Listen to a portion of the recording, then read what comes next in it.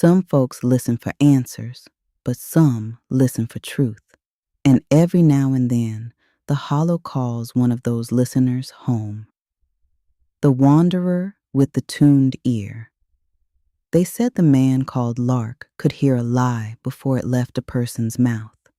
Not because he was gifted or touched or strange, but because he had spent most of his life walking alone, and the road had trained his ear the way a river trains a stone. He came into the hollow on a late afternoon hush, the kind of quiet that makes even birds think twice before singing. Dust clung to his boots. His birchwood flute hung from a leather cord at his side, tapping his leg with each step like a heartbeat that wasn't his. Halfway down the ridge trail, he stopped, tilted his head. There it was again, that layered hum the hollow was known for, the one that didn't belong to wind or water or any living thing.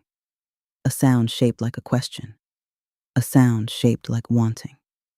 Lark whispered, "I hear you." And the hollow answered with a soft, returning note, not an echo of his voice, but something older, something waiting.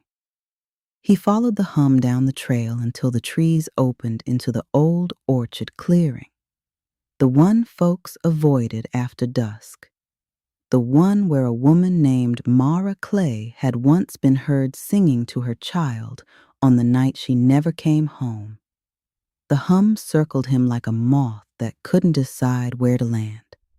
Mara's tone was there, soft, trembling, shaped by a woman who learned to comfort others before herself. But beneath it, a second note, low, rough, heavy as wet earth. Lark knelt beside the lightning-split stump. "Show me," he murmured. The hollow obliged. A memory rose, not a vision, not a ghost, just the weight of a man standing here years ago, shoulders bowed, breath shaking, words trapped behind his teeth. Lark felt the sorrow before he understood it. Not Mara's sorrow. Harmon Clay's, her brother. A man who let his anger speak louder than his love. A man who swallowed the apology he owed her and buried it here in the orchard like a seed that never stopped sprouting. The hollow had been humming his regret ever since. Lark whispered, "So this is the truth you've been holding." The wind stirred in agreement, but then a new sound threaded through the orchard. Faint, high, barely there. Not a child, not a woman. A girl on the edge of womanhood, with a steadiness in her tone she didn't yet know she possessed. Letty. Lark's breath caught. He didn't know her, but the hollow did. It was reaching toward her, not to haunt, but to hand her the story her family had avoided for generations. Harmon's sorrow wasn't meant for Lark to resolve. It was meant for someone who shared his blood, someone who could hear the echo without being crushed by it. Someone like Letty Clay. The orchard's hum softened, relieved to finally be understood. Lark rose slowly. His work here was done. He walked until the orchard's hum thinned behind him, until the trees straightened their shoulders and the air loosened its grip on his ribs. The ridge trail opened before him, a long ribbon of dust and late evening gold.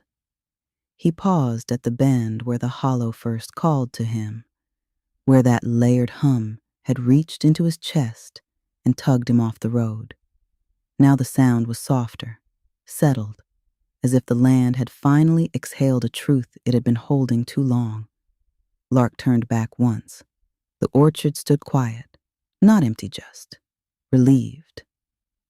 "Harmon Clay," he murmured, letting the name fall into the valley like a stone finally dropped. "Your sorrow's been heard."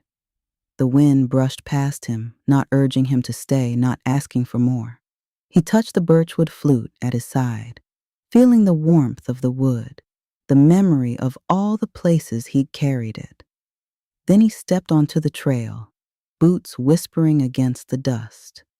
Behind him, the hollow shifted, a small, almost imperceptible hum rising from the orchard, not Mara's tone, not Harmon's regret. A new note, young, steady, unaware of the weight waiting for her. Letty. Lark didn't turn back. He didn't need to. The hollow had chosen its next listener.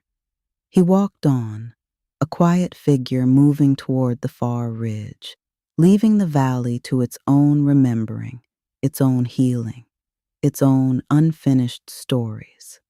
And as the sun dipped behind the mountains, the hollow held its breath, waiting for the girl who would one day answer its call.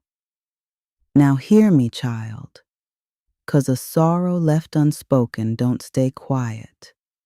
It just waits for the right ear to set it free.